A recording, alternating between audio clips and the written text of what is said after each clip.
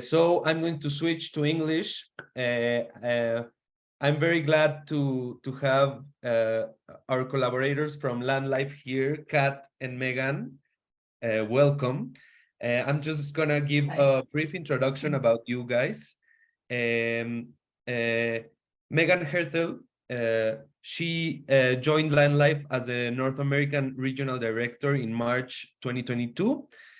Prior to that, she spent 11 years at the Audubon, California, Audubon, California, as Director of Soil and Water Conservation, where she led conservation programs across the state with a focus in inland waters and working land strategies, including scaling up bird-friendly management practices and habitat restoration on farms and ranches. Megan, thank you for being here.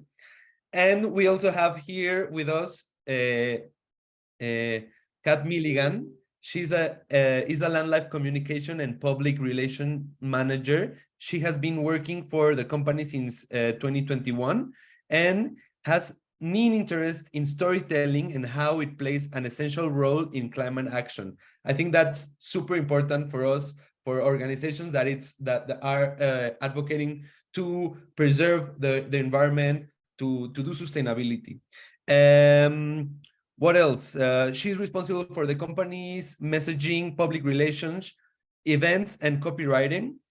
Her background in sociology and new media culture, and prior to Land Life, she worked in the creative scene in Amsterdam, particularly in music. So it's a very eclectic background of Kat, and I think that's amazing for us. And well, our collaborators from Land Life will be presenting the promise and limitation of technology as a solution to nature restoration. So Kat and Megan, the forum is all yours. We have now we have 150 people that are watching our forum. So go ahead. The forum is all yours, guys. Thank you so much. Do we want to get our slides up as well? Yes, Lupita, puedes. Ahí está. Thank you. I'm realizing, Kat, that we should have made you play some music for this presentation with that background introduction. I know. Now I feel a bit bad for not having a set prepared.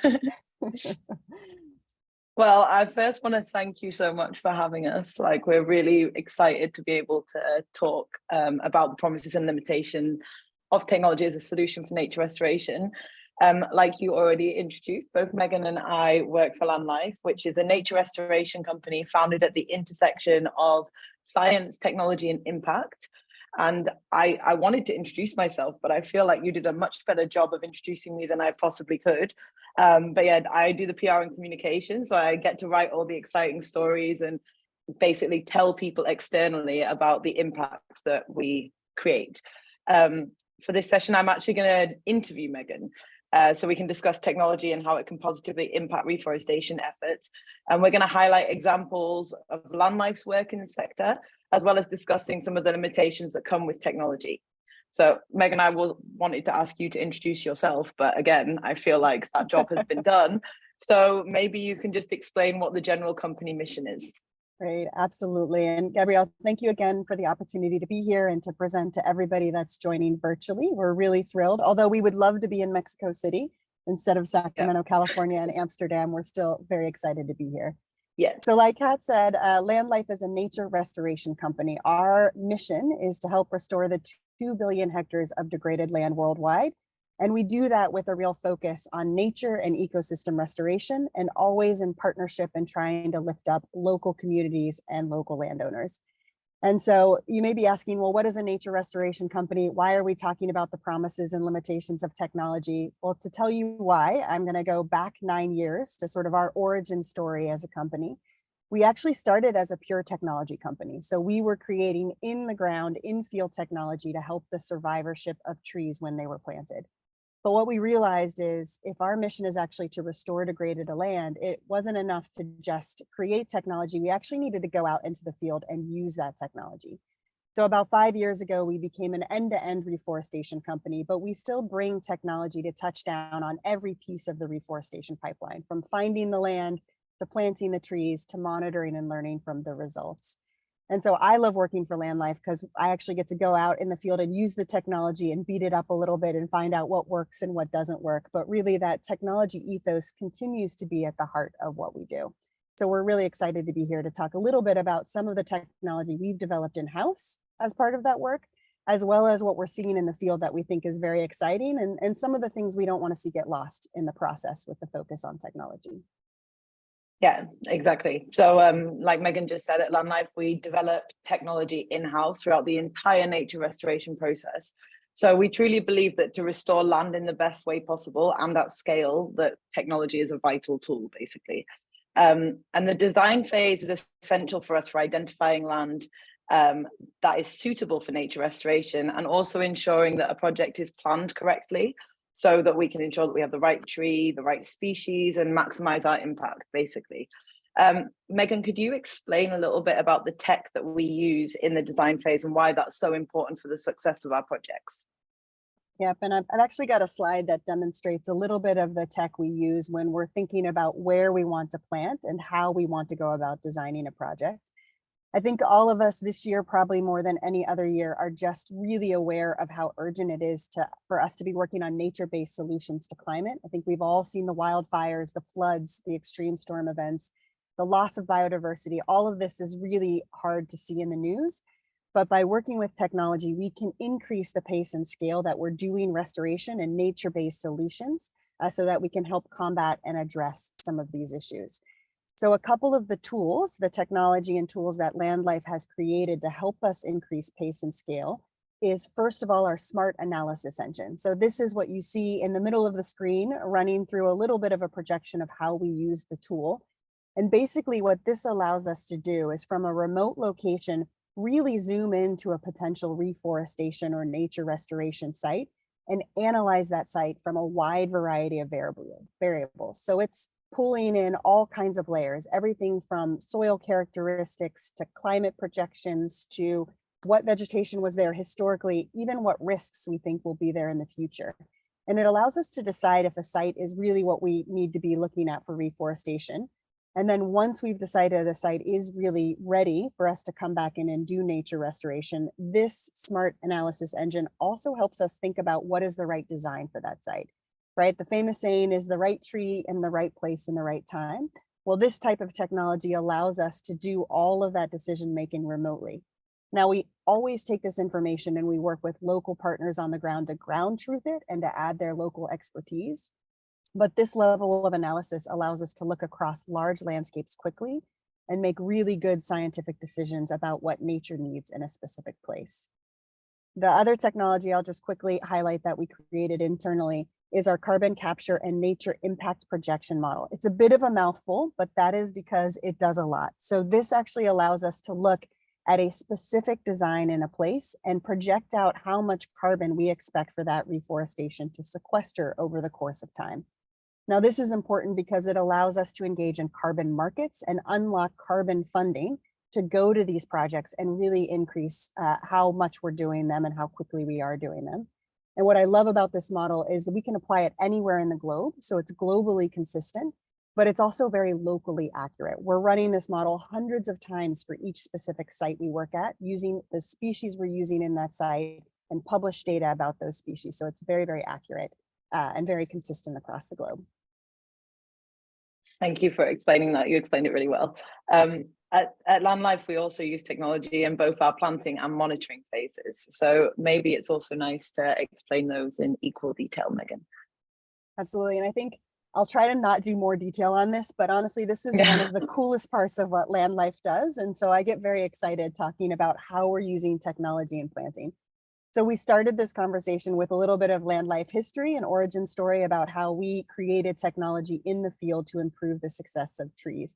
It's called the cocoon. Hopefully some of you watching online have heard about it. It's a biodegradable urn that basically goes in the ground and meters out water over time in very arid environments to help trees survive. Well, we've grown from that, and now we're using technology, these little blue seeds that you see at the hand in the middle of the screen here. This is our seed coating technology, and basically this coating goes around the seed and holds it from germinating until the optimal germination time. Now, what this allows us to do is bring the nursery to the field, and it extends our planting season. So we can plant almost any time of year that the site is accessible and know that that tree is actually going to start growing at the right environmental time and conditions. That seed can also work with what we call our seed incubator. So that's on the left of the screen. It's basically the little protector. And this is a replacement for those plastic tubex that you see out in the field that are pretty environmentally harmful, don't biodegrade very well. Well, this is a biodegradable light mechanism that protects the seedling as it grows from browsing, from pests, and from weeds. All of this we can pair with an automated rover, which we are currently testing. This automated rover, when used with digitized maps and in the right conditions, could actually plant 24/7. So that would definitely pick up the pace and scale of the planting that we're doing. So all of these are incredible technologies that are helping us get plants in the ground faster and hopefully increasing the success of it. But with all of this, obviously, it's not just about planting trees, it's about also going out and doing the monitoring. This is really important for us. We monitor for a lot of reasons. We monitor to make sure that planting was done well. We come back for the first 5 years to make sure that the trees are succeeding and growing. And most importantly, we want to learn from that monitoring data. So we're taking all the information that we're collecting from our app that we've created up to our drone sensing and satellite imagery and feeding it into a reforestation database and plugging that information right back into the next project that we do. But this is also where CAT comes in. So one of CAT's really important roles at Land Life is to take all that data and translate it into storytelling. And so actually I'm going to switch roles here. And Kat, I'm going to kick a question to you and ask you to talk a little bit about how we've created some technology and how we use our data to tell the story of reforestation. Fair enough. So obviously data is hugely important because data is information. So when it comes to telling stories, we take the data and we basically are able to write about everything that's going on for Land Life and all the different projects. So that can be whether there's an iconic species that we've seen, or if it's how many trees have been planted. We have before and afters of some of the reforestation sites, and it's really good to be able to back that up with how many trees have been planted, how many hectares have been restored, what's the impact of that. But another area that we have is SIA, which is a dashboard that we developed in-house. And it's basically a window for customers to see how the trees look and understand how the project landscape is evolving. So it's a way of translating the data that's collected from the field to update customers about what is happening on projects.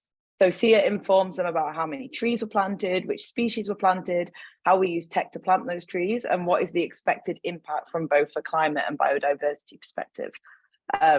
It's super important to ensure that customers and partners know what's happening on projects so that they're able to communicate internally and externally about the impact that they are making. And we also always ensure that customers know the history of the site, why the land on the project in question was degraded in the first place, which obviously means that we use local knowledge as well. So it's a sort of mix of data and local knowledge that goes into there.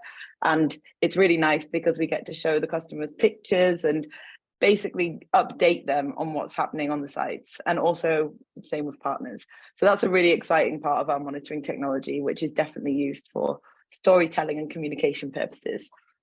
But talking about communication, I think that communicating about impact can be quite tough if we're not really certain how to measure it.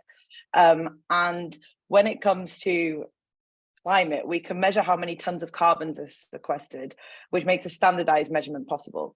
But biodiversity is much more complex to measure than carbon capture by trees, since it has many different components which can be looked at from different perspectives. So if we take a step outside of our own in-house developed technology now, we're going to just talk a little bit about a pilot, if that's all right with you, Megan. Just going to talk about a pilot that we've been working on in Spain. So just to give some background information, conventional biodiversity assessment methods are often too time-consuming for large-scale projects like ours. So advancements in biodiversity monitoring technology and techniques hold great potential to overcome this limitation. Examples of such techniques are drone imagery, LiDAR, camera traps, audio recorders, and eDNA metabarcoding. So the pilot that I was talking about is one that we've been doing in Spain with the British company Nature Metrics. And eDNA metabarcoding is a technique that allows detection of large quantities of DNA from organisms that basically appears in only small quantities of soil. So soil samples are easy to take, and DNA can be extracted, multiplied, and sequenced. And these DNA sequences get compared with vast databases, which result in comprehensive overviews of which species are present. So basically, it's a really exciting way of being able to tell the biodiversity impact on a reforestation projects. So Meghan, how do you think that this type of emerging technology will benefit our reforestation projects, and how we can tangibly talk about biodiversity impact as we go forwards? Obviously, that's being a much more important thing to talk about. So yeah. Yeah, so earlier I talked about one of our technologies is really that carbon and nature impact projection model that we've got. And what that allows us to do is unlock carbon markets. But Land Life is a nature restoration company. So carbon is an imperfect mechanism for really funding and thinking about the work we do. When we do a design, we're looking at biodiversity and water and ecosystem function. And we do try to optimize carbon within that, but we're not sacrificing the biodiversity benefits. So I'm super excited about new technologies that are going to allow us to measure and talk about and track things like biodiversity or water, so that companies can start to invest in those different aspects of the nature restoration. And I'm seeing more and more of it, honestly, in the market space. So groups like Salesforce or others that are pushing for mandatory biodiversity disclosures, our hope is that they will start to then invest in improvements in those areas. But until we can measure and quantify it and tell that story to customers and the public, it's hard for companies to continue to invest. So excited for the work that Nature Metrics is doing and others in this space, and glad we get to test it with them. Yeah, I completely agree. Should we maybe step back a little bit now and look at the actual benefits or promises of technology and what you think that they are, basically, for the maybe looking at the broader climate sector as well, not just internally at Land Life and the work that we're doing now?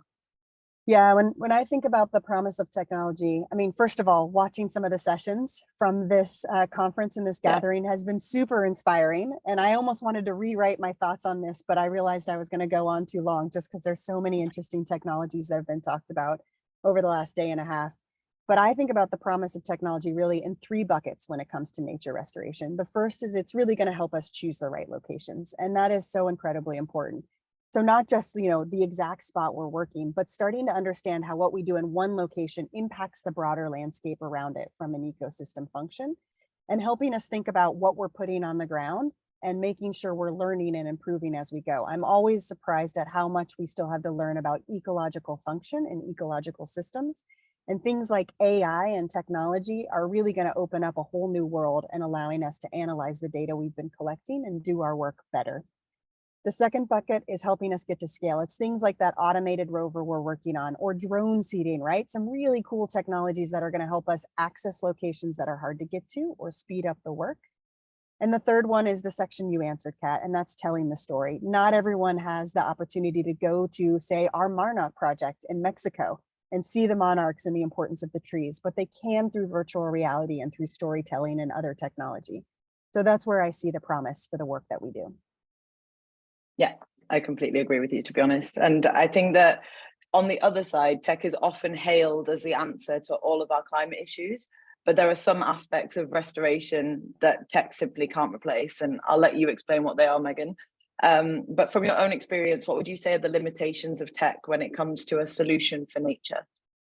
Yeah, I think there's a tendency for us as humans to always want to find that one solution. Like we're going to create the one perfect technology and it's going to fix climate or it's going to change the way we do restoration. When in reality, we need a whole toolbox of technology to get things done. And technology can't replace some of the foundations of nature restoration and reforestation. And that's going out and learning the land and talking to the people that are on that land, who have lived there in the past and who will manage it going forward. This is so important because projects like reforestation are done at the speed of trust. I have countless stories about companies trying to do projects and never actually going to the land or meeting with the landowners, and the projects failing for very many reasons.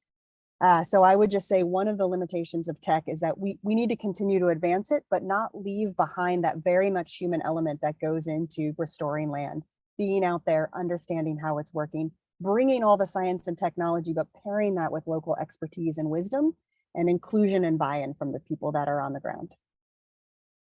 Nice. So as we've discussed today, tech allows us to plant at scale.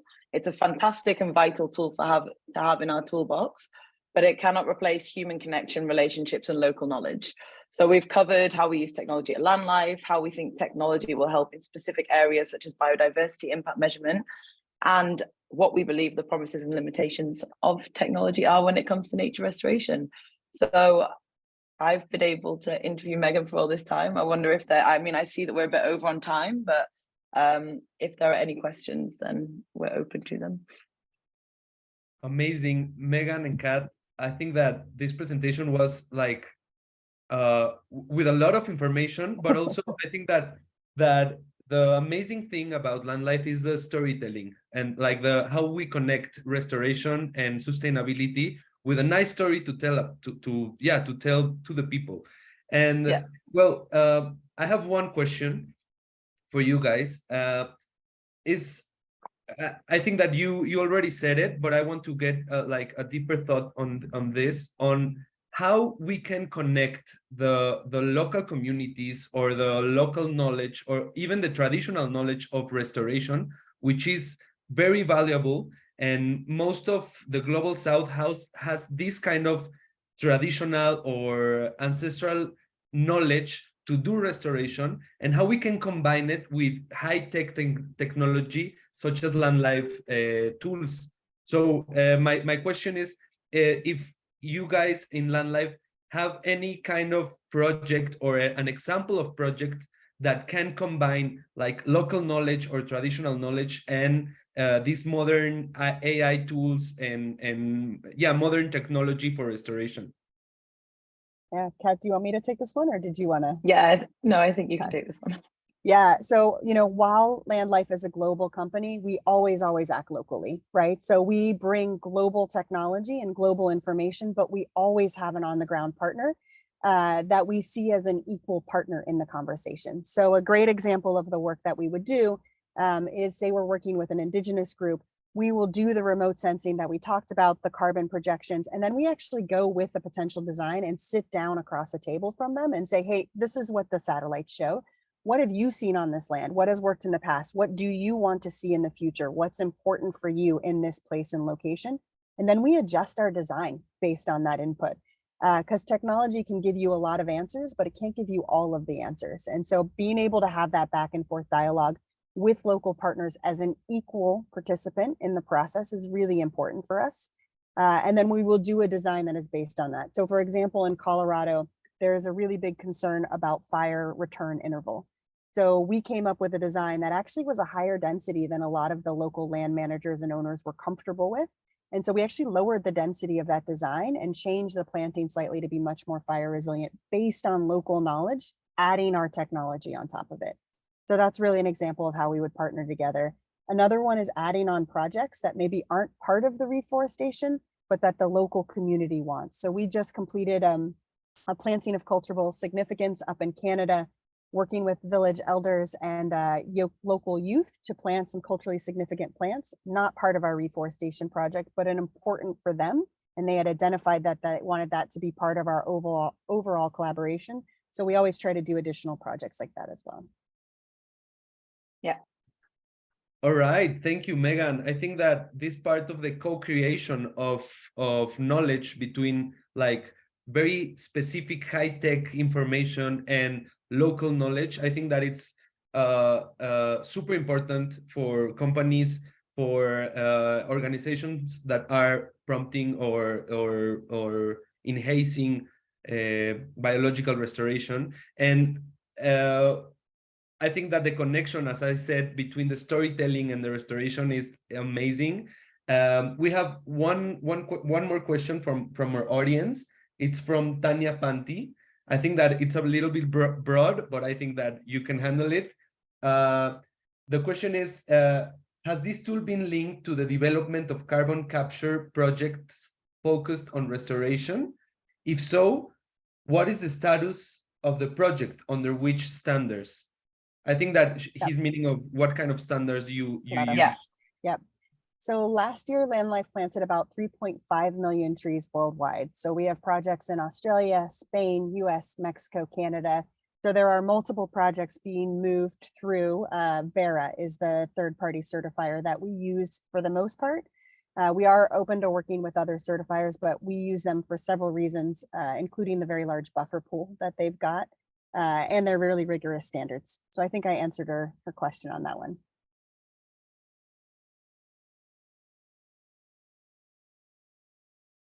And Kat, Thank we're you. so pleased to have you here in the Forest and Technology Forum. I think that our work together, we can do a lot of cool things in the future, and I think that maybe for next year you have your place guaranteed.